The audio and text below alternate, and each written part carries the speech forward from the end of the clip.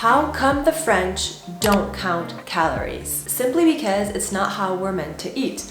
Calorie counting is unreliable, unsustainable, and can damage your relationship with food. Let's break it all down together. So we're gonna start off with something very simple. It's just that calorie counting is not that accurate. Companies are allowed to have an error margin of more or less 20% on the calories that they show. That's in a lot of countries in the EU and in the US as well. So let's say if I were to eat this, like these 2 bars, that would be labeled as 222 calories. So like that's the amount that I'm inserting into my calorie tracker. However, technically the calories in this could be anywhere from 178 calories to 266 calories. And for this little bar, you may think that it doesn't account for that much, but if you're adding up all of your different foods and the calories aren't really what they say they are, then you can have huge variabilities throughout a day or like over time. And that's just talking about the food that you are counting, that you're having at your home. But let's say you go to a restaurant or you go eat over at somebody's house, you can't even count the calories then. And also it's not just about the labels, because we all process energy differently. We all absorb calories and energy differently based on our metabolism and our gut, and also the form in which we are eating these calories. Obviously, the calories that you get from an apple, even if it's the same 100 calories you would be getting from a glass of apple juice, they're not going to be absorbed the same way at all. So calorie counting is supposed to just give you a rough estimate, and that's okay. However, if you are spending multiple hours a day tracking calories, it's taking up a bunch of energy. You're gonna go through all this trouble to count calories and to make sure that you have the exact brand with the exact calories and that you manage everything and input everything into your app. But then it's like, why bother doing all of this? Why go through all of this when in the end, it's not even reliable? And on top of that, your calorie needs aren't the same every day. They change based on how you feel and how much you ate the day before and how well you slept and how stressed you are and how physically active you are, based on your hormone cycle as well, and if you're sick. And some days you just need less and some days you just need more. But calorie counting apps, they don't care. They just tell you to hit the same exact number every day, regardless of how you're feeling. That's why the French way is much more intuitive. If you're hungrier than yesterday, you may eat more. If you're not as hungry, you may eat less. Of course, the most basic reason why calorie counting isn't good is that it's not how we're meant to eat as humans. We're supposed to regulate how much we eat based on our own hunger and fullness signals. We're supposed to use our own satisfaction, our own cravings and desires. We're not supposed to use numbers and calculations from a weird app. By calorie counting, you are ignoring these signals because you're telling your body, the signals that you are sending me are less important than these numbers I need to hit. So if you've hit your numbers and you're still hungry, well, too bad, you're not getting more. And if you're full but you haven't hit the numbers yet, you need to eat. That's a very weird concept to a lot of French people who would much rather eat mindfully in order to be able to listen to their body's cues. Also, an important aspect about calorie counting is that it's unsustainable. Let's be realistic. So sure, it can be helpful for a little bit at first, but if you really think about it, are you going to track every single calorie that you eat once you start being busier, once you start going to eat out to dinner, once you start eating over at friends' houses, once you start going on vacation? Are you still going to be counting every single calorie then for the rest of your life? And again, in France, meals are seen as something that is more for the social aspect and the enjoyment factor of it. And if you were tracking everything into your phone, like logging in, choosing meals based off of the calories, that would be very strange. And once your calorie counting starts to become socially limited, that's when you should really be careful. Another big issue of calorie counting is that it can really easily become obsessive. Calorie counting can really take over your life super quickly. It can just start out as you trying to manage what you're eating a little bit more and just try to have like an idea, an overview of your calories. And then it turns into you micromanaging every single little detail, inputting every single detail, and becoming completely fixated on getting the right amount of calories and becoming completely obsessed. You start planning your entire day around calories. You start beating yourself up when you can't hit your calorie goals, and you start saying no to every opportunity you have to do something that will prevent you from counting your calories. And it becomes just solely about nourishment and not enjoyment. And that's a huge reason why French people don't calorie count, is we're all about the enjoyment. We think that food, of course, should nourish our bodies, sure, but it should also be a moment of pleasure, something we actually enjoy doing, not this mathematical thing where we're spending all our energy counting and not even enjoying what we're eating. The French approach is more about flexibility, like, okay, maybe I had a dinner that was slightly heavier than usual. I don't need to calculate. I know that. I can feel that. I feel that I am fuller than usual, and I feel like this is the type of food that is more nutrient dense than usual. But that's fine. My next meal, maybe I can just have a lighter meal in order to balance it out.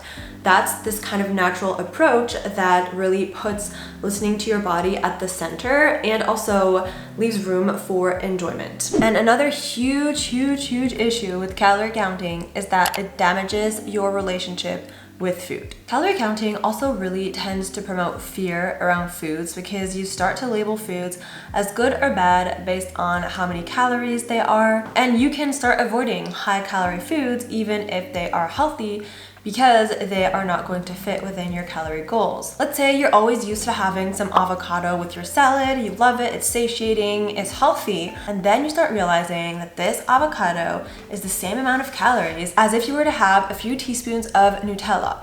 So you start to think, well, let me trade in the calories of my avocado on my salad so I can have a little bit of Nutella and stay within my calorie count. If you hadn't been counting the calories, you would have had the avocado on your salad. It would have been much more satiating, more filling, healthier, and who cares that it was an extra 200 calories. So then what's gonna happen is you're probably going to feel restricted because you're not getting the fiber you need, for instance. And so you're probably gonna binge and have even more of this Nutella. And you're gonna feel bad for it. You're gonna start this cycle of feeling shame for your choices and of restricting even more because you aren't proud of your choices, and therefore you are going to binge even more, and it's the cycle. I talk about it all the time.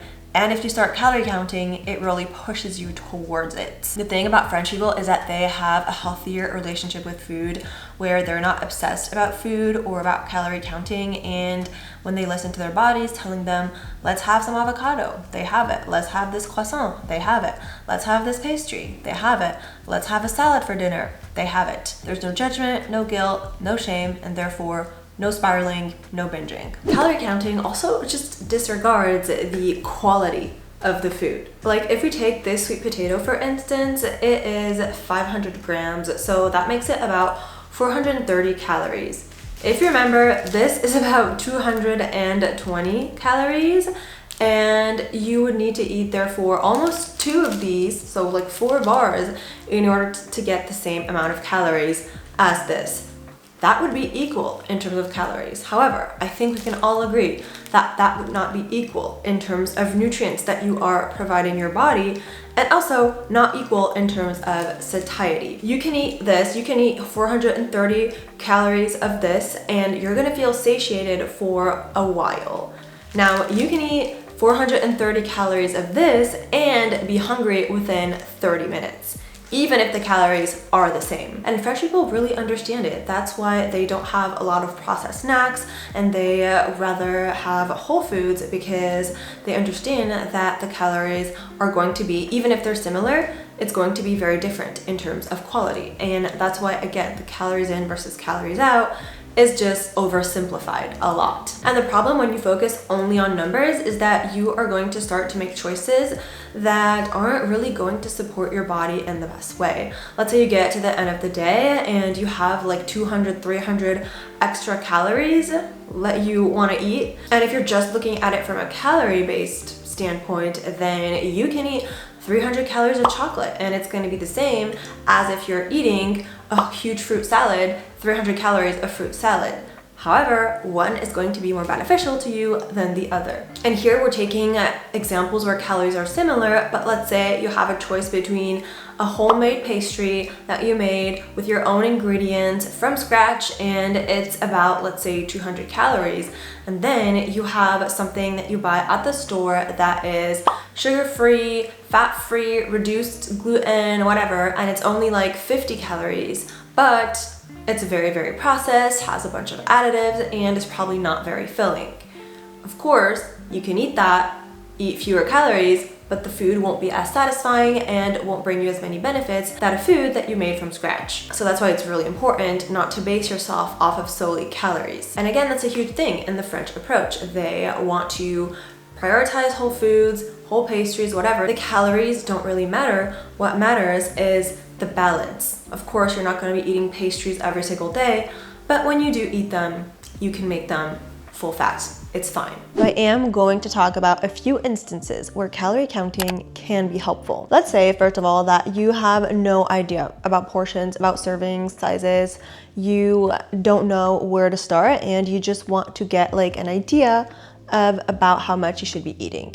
To start off with, you can start counting calories roughly just to show you what, like, let's say 2,000 calorie looks like. I also recommend it to clients when they feel like they're not eating enough, in order to make sure that they do eat enough, because some people have been restricting for so long that they still feel like they're eating a ton of calories, and then when they actually count, it's like 200.